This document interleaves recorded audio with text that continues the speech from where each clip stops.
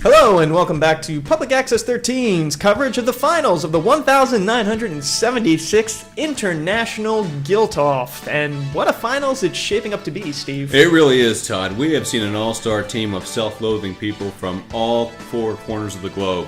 We've seen more 30-year-old virgins than a 30-year-old virgin convention.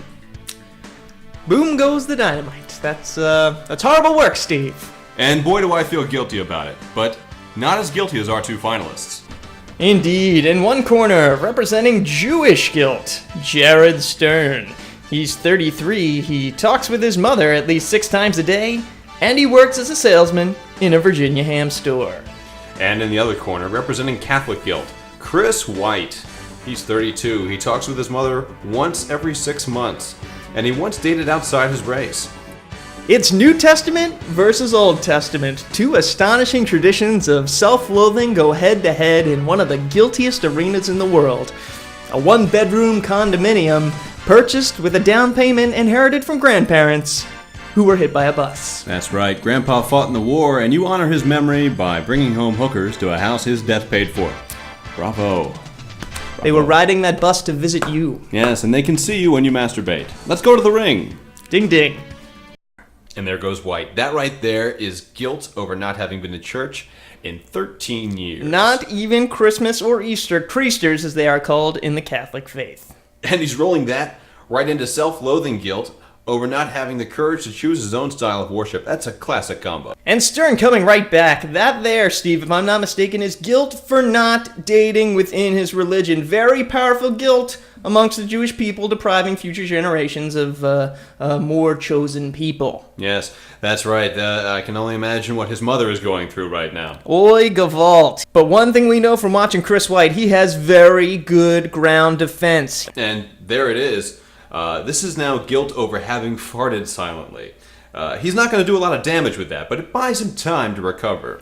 SBD. And look, Stern is flustered. He wants to feel guilt, but he's mostly kind of wondering what died. And I'm sure he's feeling guilty on the off chance he might have killed it. But look at that. A true professional, Jared Stern, slips out of it. If I am not mistaken, that is guilt over not becoming a dentist. It's a real growth industry, strongly encouraged by his father. A father that Jared maybe never really properly thanked for helping him learn to be a man. And no doubt a dentist himself, I would imagine.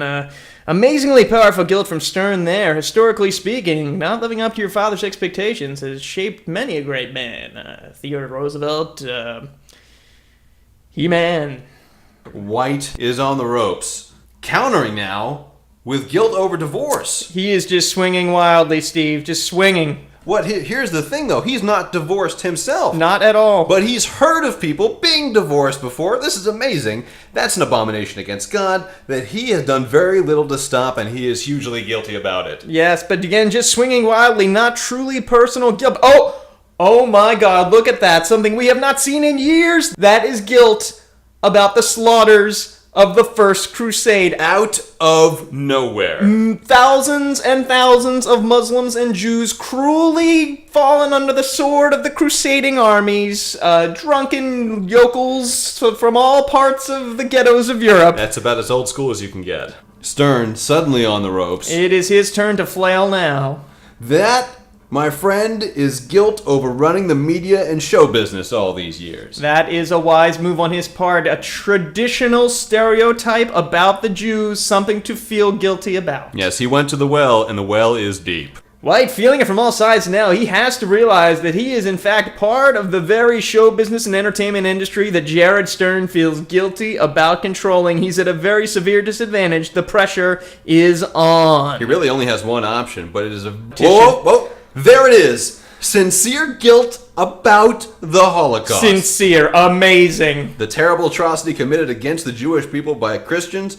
More than 6 million dead. A huge source of guilt and remorse. This could be game over for Jared Stern. Almost impossible in a competitive environment to overcome the guilt of genocide. We have not seen that since Berlin 1932. A near impossible maneuver. Until now, look at this. Happening in live competition, God. Jared Stern coming right back with guilt about his people having died in that same Holocaust, thereby creating guilt for Christians. An amazing reversal. Just like that, the victim becomes the victee.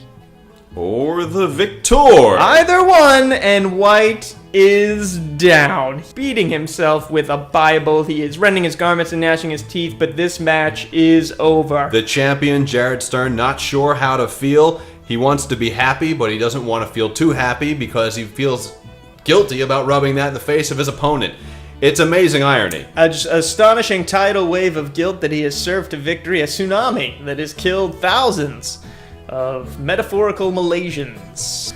And there you have it. For a third straight year, Catholic guilt soundly defeated by Jewish guilt in this, the International Guilt-Off Championship. Yes, and you have to think they're going to have a hard time getting over the loss. Yes, but maybe Catholics can use that as fuel for the fire to come back strong next year. But now we should give credit to the man of the hour, our champion, Mr. Jared Stern. That's right. Is it possible we can get a word with our 2009 Guilt-Off champion?